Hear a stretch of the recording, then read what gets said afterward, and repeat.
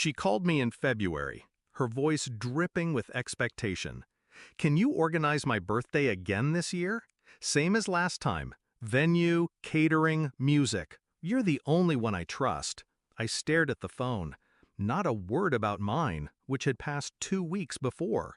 26 birthdays, ignored, brushed aside, we'll celebrate later. But hers, a full production every year. And I was always the planner, the wallet, the safety net. This year she would get what she deserved. It wasn't always like this. As kids, we were close. I adored her.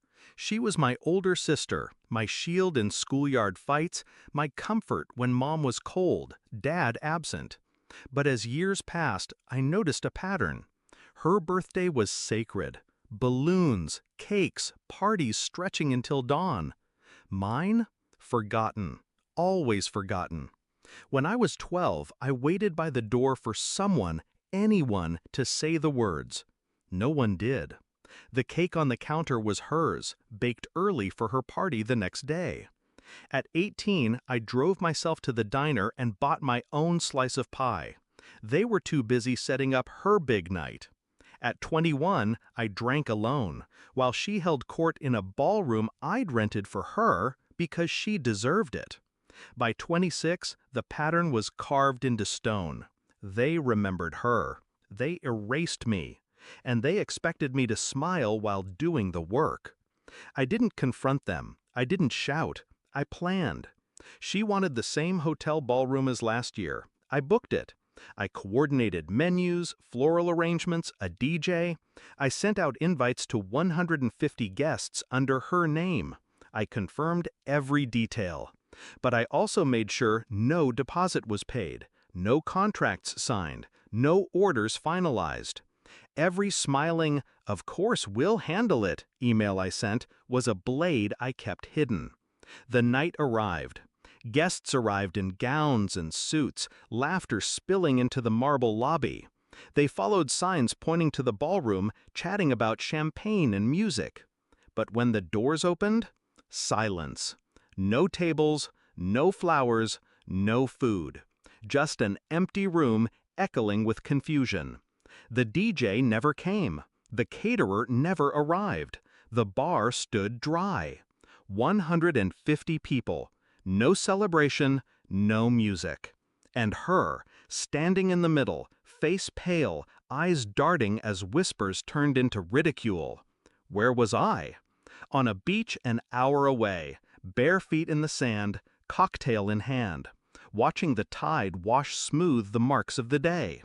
My phone buzzed endlessly, her calls, her texts, her fury bleeding into voicemail. "You ruined everything. People are laughing at me. How could you?" I let each one play out, her voice cracking, breaking, collapsing. I learned something in that moment. Revenge doesn't have to be loud. It doesn't need fireworks or violence. It only needs silence, space, and the weight of truth. Because truth was this: she had forgotten me every year. And now, for the first time, she would know how it felt to be invisible. To wait for a party that never came. To stand in an empty room and realize no one cared enough to show up for you.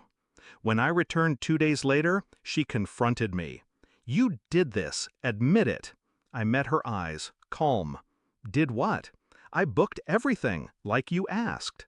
Technically true, but intention matters, and mine was razor sharp. Her anger melted into something else then. Recognition. She saw it. The years, the birthdays, the quiet pain I'd swallowed. She saw what she had made me. My parents begged me to apologize. Family is family, they said.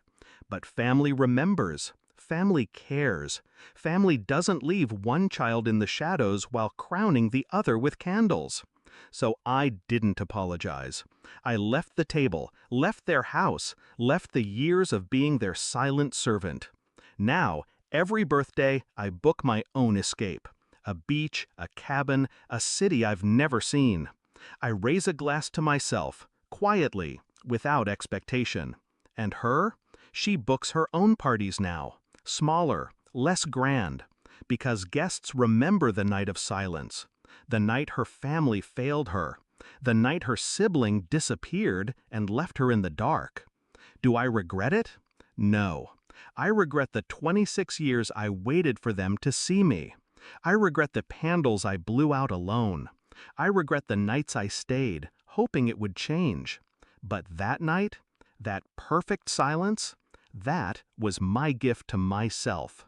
Because for once, I wasn't the forgotten one. They were.